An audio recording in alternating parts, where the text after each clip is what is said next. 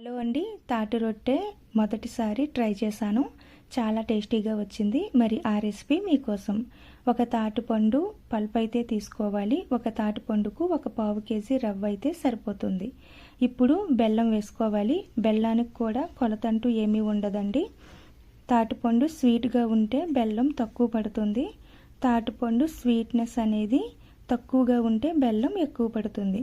ఇప్పుడు 1/4 కప్పు కొబ్బరి తురుము కూడా యాడ్ చేసుకుని బాగా కలుపుకోవాలి. కొబ్బరి తురుము మీకు ఇష్టం లేకపోతే స్కిప్ చేసుకోవచ్చు. ఇప్పుడు ఇలా బాగా కలిపి ఒక హాఫ్ అన్ అవర్ పక్కన పెట్టేసేయాలి. అరగంట తర్వాత స్టవ్ ఆన్ చేసి ఇలా మందపాటి పెనాన్ని పెట్టుకోవాలి. ఇలా అల్యూమినియం పాత్రనే వాడాలండి, స్టీల్ అయితే మాడిపోతుంది. ఇప్పుడు పెనం పైన అరిటాకు వేసి మొత్తం కవర్ చేసేసుకోవాలి. ఒకప్పుడు రొట్టె పైన అరిటాకు వేసి నిప్పులు వేసి బాగా పొయ్యి మీద కాల్చేవారండి. కట్టెల పొయ్యి మీద చాలా టేస్టీగా ఉండేది.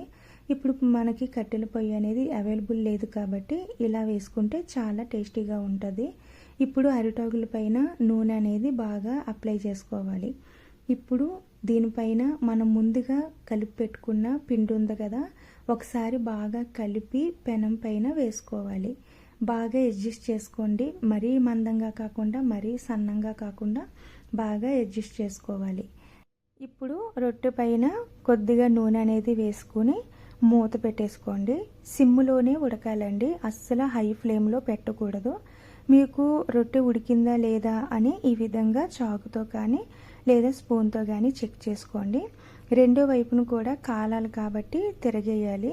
కొంచెం కష్టం అనిపించినా కూడా రిస్క్ చేయాలండి. ఇప్పుడు ఆయిల్ అనేది వేసి బాగా కాల్చుకోవాలి. మాడు వాసన రాకుండా కమ్మటి వాసన వస్తుందండి. అప్పుడు స్టవ్ ఆఫ్ చేసేసుకోవాలి.